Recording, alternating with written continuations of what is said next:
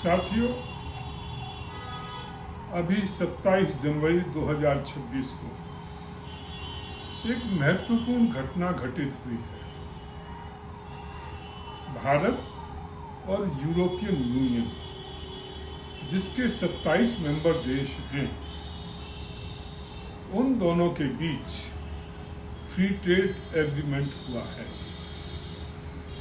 ये एग्रीमेंट 17 जून 2022 को प्रारंभ किया गया था।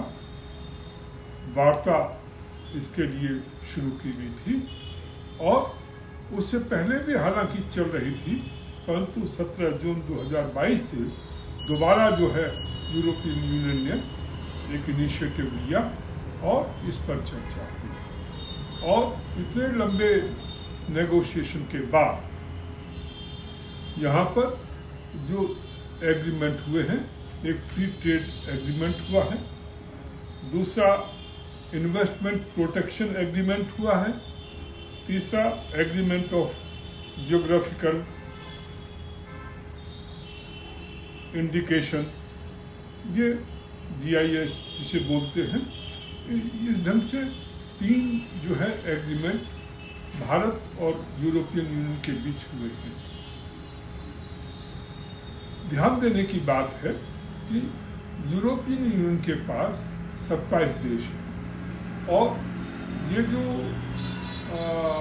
यूरोपियन कमीशन जो बना हुआ है, उसकी जो चेयरमैन हैं उर्सुला वॉन डेर लेयन, ये उसका जो नेगोशिएशन था उसको लीड कर रही थी। तो इस प्रकार से ये एग्रीमेंट 27 देशों के साथ एक प्रकार से है, अर्थात 27 देशों में हमारा जो माल है, हमारा जो सामान है, हमारी जो गुड्स हैं या हमारी सर्विसेज हैं, उनको एक्सपोर्ट किया जा सके। इसी प्रकार से यूरोपियन यूनियन के लिए भी एक प्रकार से बहुत बड़ा फायदा है कि जहां 1 अरब 45 करोड़ के आसपास लोग हैं, वो इतना बड़ा मार्केट जो है यूरोपियन यूनियन के लिए खुल गया है और वो कम टैरिफ पर और सस्ती दरों पर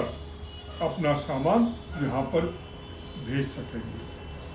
तो इस प्रकार से ये मैं समझता हूँ कि जो भी ये ईंधन का जो फ्री ट्रेड एग्रीमेंट है, वो बड़ा कॉम्प्लेक्स एग्रीमेंट होता है। उसमें काफ़ी लीगल इश्यूज होते हैं, काफ़ी सेंसिटिव इश्यूज भी होते हैं। उन सबको ध्यान में रखते हुए ये एग्रीमेंट हुआ है। तो ये अपने आप में एक बहुत बड़ा अचीवमेंट है। अचीवमेंट इसलिए कि कम से कम अभी जो अनसर्टेन स्थिति जो पूरे विश्व में चल रही है और अमेरिका में जिस ढंग की स्थिति हो रही है, और विशेष रूप से जो ट्रम्प हैं, उनका अनप्रिडिक्टेबल बिहेवियर जो है, सबके ऊपर वो जो टैरिफ लगाते जा रहे हैं, सबको परेशान कर रहे हैं, ये जो स्थिति पैदा हो गई है, उसमें एक आशा की किरण दिखाई दी है।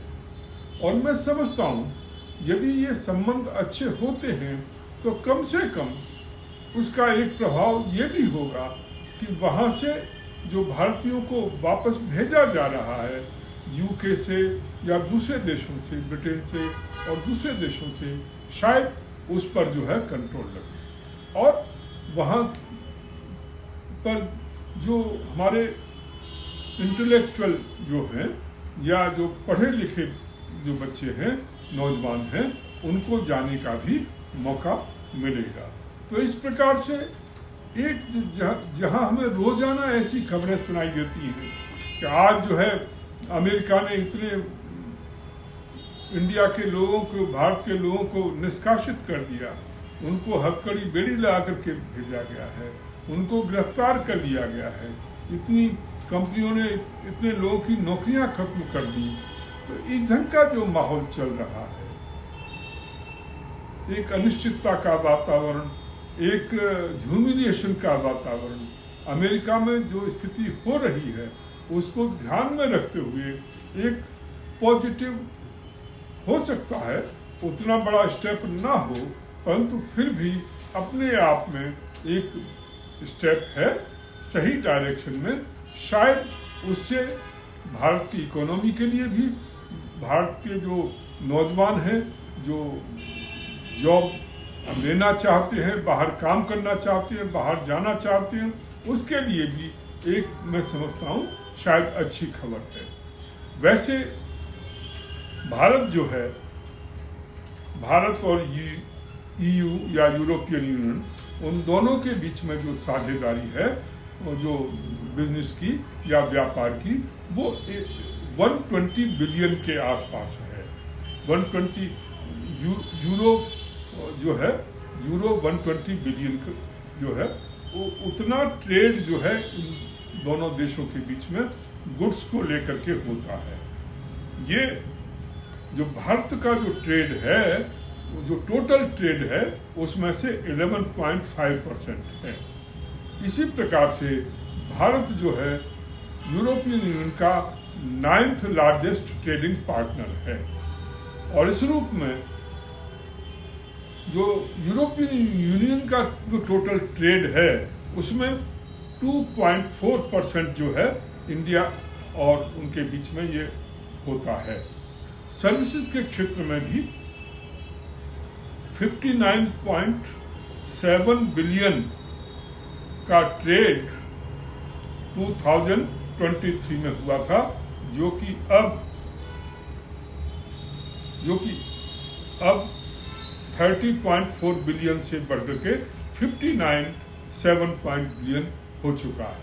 तो इस रूप में मैं समझता हूँ सर्विस सेक्टर, गुड्स सेक्टर, इन सब में जो है इसका हमें फायदा मिलेगा और हमारी आर्थिक स्थिति को जो है एक बूस्ट जो है जिसकी हमें आवश्यकता थी, शायद वो हमें मिल पाए।